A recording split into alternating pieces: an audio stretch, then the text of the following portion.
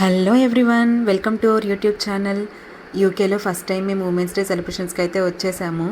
మేము ఈ ఏరియా కొత్త కాబట్టి ఈ ఏరియాలో మాకు ఏమేమి ఈవెంట్స్ జరుగుతాయి, ఇలా ఉగాది సెలబ్రేషన్స్ అలా ఏం జరుగుతాయో ఎక్కడ జరుగుతాయో అస్సలు ఐడియా లేదు. అండ్ మేము ఇక్కడ ఏ వాట్సాప్ గ్రూప్స్లో కూడా లేము, జాయిన్ అవ్వలేదు. ఇంకా మేమున్న లైన్లో అయితే ఒక 4-5 హౌసెస్లో మెంబర్స్ ఉన్నారు, కానీ ఇంకా మిగిలినవన్నీ ఖాళీగానే ఉన్నాయి. సో మాకు అంత ఐడియా లేదు, కానీ మెల్లగా కొన్ని వాట్సాప్ గ్రూప్స్లో జాయిన్ అయిపోయాము. జాయిన్ అయ్యాక మాకు ఒక లింక్ అయితే కనిపించింది, ఉమెన్స్ డే సెలబ్రేషన్స్కి జాయిన్ అవ్వచ్చు అని చెప్పేసి. అది మేము అప్పటికే అది రిలీజ్ చేసి 1.5 మంత్ అయిపోయింది. అండ్ మేము లాస్ట్లో చూసాము. ఆ లాస్ట్లో చూసినప్పుడు కూడా ఇమీడియట్లీ మేము జాయిన్ అవ్వకుండా వెళ్తే మనకు అక్కడ ఎవరు పరిచయమైన వాళ్ళు లేరు, వెళ్తే ఎవరితో మాట్లాడతాము, సైలెంట్గా ఉండి రావాల్సి వస్తుందేమో అని చెప్పేసి అస్సలు మేము అమౌంట్ పే చేసి జాయిన్ అవ్వలేదు. మళ్ళీ లాస్ట్లో ఇంకా 1 డేలో క్లోజ్ చేస్తారు అని ఉందనగా అప్పుడు £20 పే చేసి అప్పుడు వెళ్ళాము. ముందే పే చేసిన వాళ్ళకైతే £10, £15, లాస్ట్కి వచ్చేటప్పటికి అమౌంట్ పెరిగింది, £20 అలా ఉంది. సో లిమిటెడ్ మెంబర్స్కే కాబట్టి వాళ్ళకి సర్టెన్ ప్లానింగ్ ఉంటుంది, కాబట్టి వాళ్ళు హాల్ సైజు, ఫుడ్ ఇవన్నీ చూసుకోవాలి, కాబట్టి వాళ్ళు రిజిస్ట్రేషన్స్ కొన్ని రోజుల ముందే క్లోజ్ చేసేసారు. అండ్ ఉమెన్స్ డే సెలబ్రేషన్స్ కూడా ఉమెన్స్ డే రోజు కాకుండా తర్వాత మార్చ్ ఎండింగ్లో లేట్గా చేశారు. ఎందుకు అంటే వాళ్ళు హాల్ బుక్ చేసుకోవాలి, ప్లానింగ్ అంతా రెడీ చేసుకోవాలి. అందులో వాళ్ళలో చాలామంది వర్కింగ్ ఉమెన్ ఉన్నారు అండ్ నాన్ వర్కింగ్ ఉమెన్ ఉన్నారు. అండ్ లాంగ్ వీకెండ్ వస్తే అందరూ బయటికి వెళ్తారు, అలా లాంగ్ వీకెండ్ రాకూడదు, నార్మల్ సాటర్డే సండేస్లోనే చేయాలి. సో ఇలా అన్ని ఫ్యాక్టర్స్ కన్సిడర్ చేసి డిసైడ్ చేస్తారు, కాబట్టి మేబీ కొంచెం లేట్ అయ్యి ఉండొచ్చు, వాళ్ళకి హాల్ కూడా దొరకాలి కాబట్టి. సో వీళ్ళు ఏంటంటే ఎంకే ఉత్సవ్ అని చెప్పేసి ఒక కమ్యూనిటీ లాగా స్టార్ట్ చేసి, తెలుగు కమ్యూనిటీ, ఇట్లా నార్త్ ఇండియన్ కమ్యూనిటీ కూడా ఉన్నారు, అందరూ కలిసి ఇక్కడ కొన్ని ఇన్స్టా అకౌంట్స్, వాట్సాప్ గ్రూప్స్ అలా క్రియేట్ చేసి వాళ్ళు ఏ అప్డేట్స్ అయినా అందులో షేర్ చేస్తూ ఉంటారు. ఈ లింక్ కూడా అక్కడే పంపిస్తే మేము రిజిస్టర్ అయ్యాము. సో ఇక్కడ మనకి రిజిస్ట్రేషన్ లింక్ పంపించినప్పుడే ఈ ఈవెంట్స్లో ఏమేమి ఆర్గనైజ్ చేస్తారు, ఏమేమి గేమ్స్ ఉంటాయి అని చెప్పేసి మొత్తం మనకి బ్రీఫ్ మొత్తం పంపించేశారు.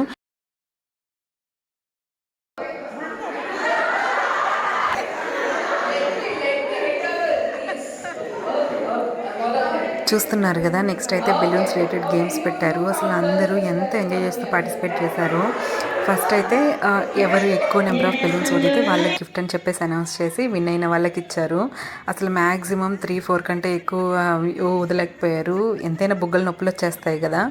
అండ్ నెక్స్ట్ వన్ వచ్చేసి ఎవరు ఎక్కువ నెంబర్ ఆఫ్ బెలూన్స్ పెద్దవిగా ఊది బ్లాస్ట్ చేస్తే వాళ్ళకి మళ్ళీ గిఫ్ట్ అని చెప్పేసి అనౌన్స్ చేశారు, అలానే ఇచ్చారు కూడా.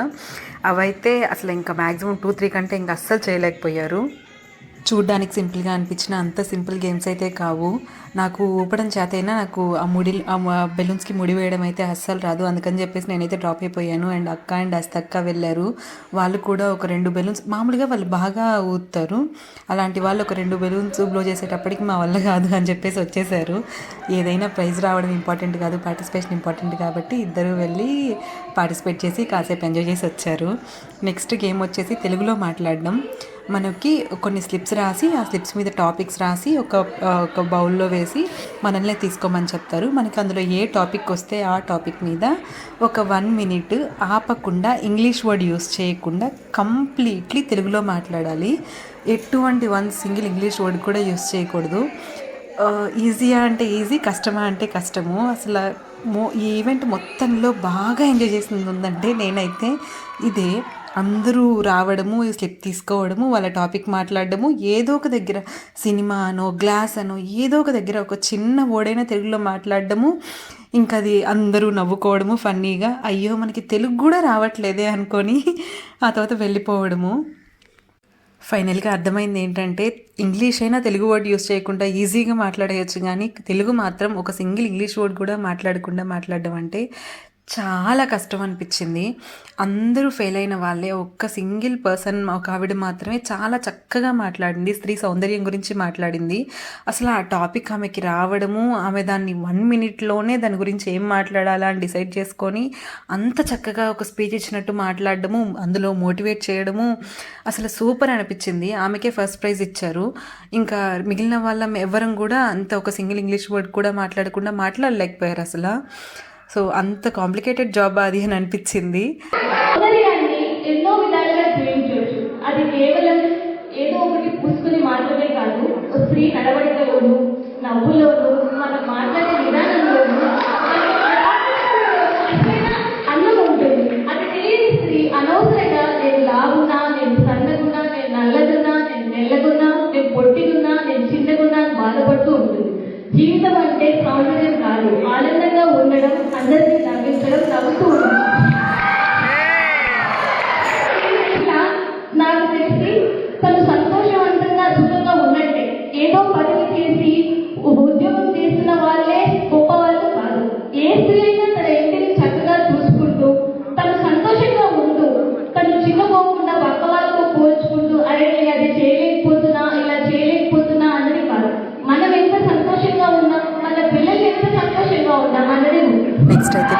వెస్ట్రన్ డ్యాన్స్ వేశారు. ఎంత బాగా వేశారో అసలు. ఫస్ట్ ఎంత జోష్తో స్టార్ట్ చేశారు అంతే జోష్తో ఎండ్ చేశారు.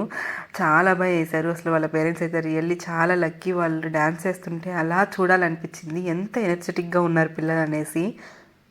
నేను ఈ ఏరియాకి రాకముందు అనుకునేదాన్ని, ఇటు ఫారెన్ వచ్చిన పిల్లలకి మన ఇండియాల పిల్లల్లాగా ఇట్లా మ్యూజిక్ అని, డ్యాన్స్ అని, క్లాసికల్ డాన్సెస్ అని ఇలా ఏమీ రావు, ఒకవేళ వచ్చినా లైట్గా వస్తాయి అని అనుకునేదాన్ని. కానీ అదంతా అయితే చాలా తప్పని నాకు ఇక్కడికి వచ్చాకే అర్థమైంది. ఇక్కడ ప్రతి దానికి క్లాస్ ఉంది. Piano classes, classical dances classes, ఇలా ప్రతిదీ క్లాసెస్ ఉన్నాయి. జస్ట్ దట్ మనం అమౌంట్ పే చేయాలి అంతే. కానీ ఇక్కడ దొరకంది అయితే ఏదీ లేదు. అండ్ పిల్లలు కూడా ఇదేంటి, ఇది మాకు తెలియదే అని అనకుండా చాలా ఇంట్రెస్ట్ చూపించుకుంటూ నేర్చుకుంటున్నారు. ఇక్కడ ఒక తమిళ ఆవిడ ఉంది. ఆమె అయితే డ్యాన్స్ ఎంత చక్కగా నేర్పిస్తుందంటే విత్ ఎక్స్ప్రెషన్స్, భరతనాట్యం లాంటివి చాలా చక్కగా నేర్పిస్తుంది. ఈ ఏరియాలో ఉండే మోస్ట్లీ పిల్లలు ఆవిడ దగ్గర క్లాసికల్ డ్యాన్స్ నేర్చుకున్న వాళ్ళే. బాగా నేర్చుకుంటుంది. మా రమ్య ఒక 1 month 2 months వెళ్ళే లోపలే చాలా ఇంప్రూవ్మెంట్ కనిపించింది. తను వీక్లీ 2 times 3 times క్లాస్ పెడుతుంది. సో కంటిన్యూటీ ఉంటుంది కాబట్టి పిల్లలు చాలా త్వరగా నేర్చుకుంటున్నారు అండ్ విత్ ఎక్స్ప్రెషన్స్ నేర్చుకుంటున్నారు. లాస్ట్లీ అయితే ర్యాంప్ వాక్ అరేంజ్ చేశారు. ఆ ర్యాంప్ వాక్ కొంతమంది సిగ్గుగా నడిచారు, కొంతమంది చాలా కాన్ఫిడెంట్గా, కొంతమంది ఫన్నీగా ఎంజాయ్ చేస్తూ, అలా ఎవరికి నచ్చిన ఫీలింగ్స్తో వాళ్ళైతే ర్యాంప్ వాక్ చేశారు. బట్ చాలామంది ఎక్కువ సిగ్గుపడుతూనే ఉన్నారు. మనకు అస్సలు అలవాటు లేని పని కదా. సో నవ్వుకుంటూ చేశారు. ఇక్కడ ఎల్లో సారీ ఆవిడ ఉంది కదా, ఆమె అయితే గైనకాలజిస్ట్. మిల్టన్ కిన్స్లో 20 years నుంచి ఉన్నారంట. ఫస్ట్ మేము ఆమె శారీ, ఆమె డ్రెస్సింగ్ చూసి ఏంటి ఈమె ఇలా వచ్చారు అని అనుకున్నాము. తర్వాత తను ఎక్స్ప్లెయిన్ చేసింది, ఇదే శారీ ఎందుకు వేసుకున్నాను, ఇలా ఎందుకు వచ్చాను అని చెప్పేసి. ఆ శారీ మీద డిఫరెంట్ బాలీవుడ్, టాలీవుడ్ ఇట్లా డిఫరెంట్ యాక్ట్రెసెస్ ఫొటోస్ అన్నీ ఉన్నాయి.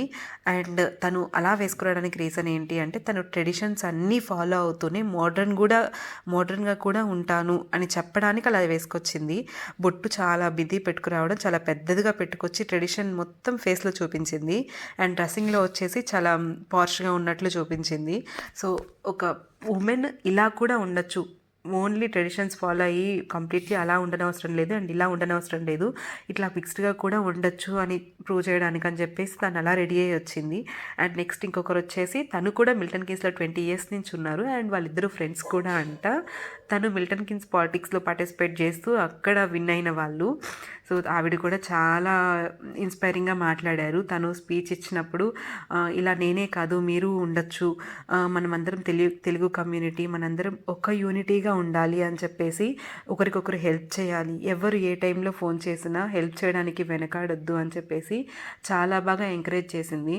తను ఫస్ట్ పాలిటిక్స్లో ఎంట్రీ ఇచ్చినప్పుడు, నువ్వు లేడీవి, నువ్వేంటి పాలిటిక్స్కి వస్తున్నావు, మీ హస్బెండ్ కదా రావాలి అని చెప్పేసి చాలామంది చాలా మాట్లాడారంట. అండ్ ఫస్ట్లో అయితే పోలీసులని కూడా ఇంటికి పంపించారంట, వాళ్ళు వీసా లేకుండా ఇక్కడ ఉంటున్నారు అని చెప్పేసి. వేరే వాళ్ళకి గవర్నమెంట్కి ఇన్ఫామ్ చేస్తే వాళ్ళు పోలీసులు కూడా వచ్చి వీసాలన్నీ చెక్ చేసుకొని వెళ్ళారంట. తనైతే ఎంత చెప్పిందో, నేను స్టార్టింగ్ స్టేజ్లో చాలా ప్రాబ్లమ్స్ ఫేస్ చేశాను కానీ ఇప్పుడు అన్నీ ఆల్ సెట్ అయిపోయాయి, ఇప్పుడు చాలా బాగున్నాను అండ్ 10 మందికి ఇన్స్పిరేషన్ ఇస్తూ బతుకుతున్నాను అని చెప్పేసి బాగా మోటివేట్ చేసింది ఆవిడైతే. ఇంకా లాస్ట్లో అయితే డీజే, అప్పటి వరకు నేను చైర్లో కూర్చొని చూస్తూ ఎంజాయ్ చేసిన దాన్ని, వన్స్ లైట్స్ ఆఫ్ చేశాక వెళ్ళి డ్యాన్స్ వేస్తూ ఒక 15 minutes చాలా ఎంజాయ్ చేశాను. తర్వాత ఇంకా అలసిపోయి ఇంకా చాలు అనుకున్నప్పుడు వచ్చి కూర్చున్నాను. లాస్ట్ 15 minutes చాలా ఎక్కువ ఎంజాయ్ చేశాను. ఫస్ట్ వచ్చేసి తెలుగులో మాట్లాడడం ఒకటి, ఆ ఈవెంట్ బాగా ఎంజాయ్ చేశాను నవ్వుకుంటూ. బట్ అది చైర్లో కూర్చొని నవ్వుకుంటూ ఉన్నాను. వన్స్ ఇలా అయితే అసలు లైట్స్ ఆఫ్ చేశారు, వీళ్ళు వాళ్ళు అనేది లేదు. ఇప్పుడైతే అందరూ పార్టిసిపేట్ చేసి అందరూ డ్యాన్స్ వేశారు. ఫైనల్గా ఇంటికి వెళ్ళేటప్పుడు యాంకర్స్ వాళ్ళు ఫీడ్బ్యాక్ తీసుకున్నారు ఎలా జరిగింది ఈవెంట్ అని చెప్పేసి. అప్పుడైతే అందరూ మేము ఇంట్లో ఉండి కొంచెం స్ట్రెస్గా అలా ఉండుంటాము ఇన్ని రోజులు, ఇట్లాంటి ఈవెంట్స్ అప్పుడప్పుడు కండక్ట్ చేస్తూ ఉంటే మాకు రిలీఫ్గా ఉంటుంది, సో ఇలాంటివి మళ్ళీ కండక్ట్ చేయండి, మేము వచ్చి పార్టిసిపేట్ చేస్తాము అని చెప్పేసి ఫీడ్బ్యాక్ ఇచ్చి వచ్చారు. లాస్ట్లో వచ్చేటప్పుడు మనకి ఒక చిన్న రిటర్న్ గిఫ్ట్ అండ్ చాక్లెట్ కూడా ఇచ్చారు. మొత్తానికైతే అప్పుడప్పుడు ఇలా ఈవెంట్స్ జరుగుతూ ఉంటే మనం అంత స్ట్రెస్ ఫీల్ అవ్వకుండా, ఒకవేళ స్ట్రెస్ లాంటిది ఏదన్నా ఉన్నా నలుగురితో కమ్యూనికేట్ అయ్యి బాగా ఎంజాయ్ చేసి అలా స్ట్రెస్ రిలీఫ్ అవ్వడానికి అయితే చాలా బాగుంటుంది అని అనిపించింది. ఉమెన్స్ డే అయితే చాలా బాగా జరిగింది. ఈ వీడియో కనుక మీకు నచ్చితే please share and subscribe our channel.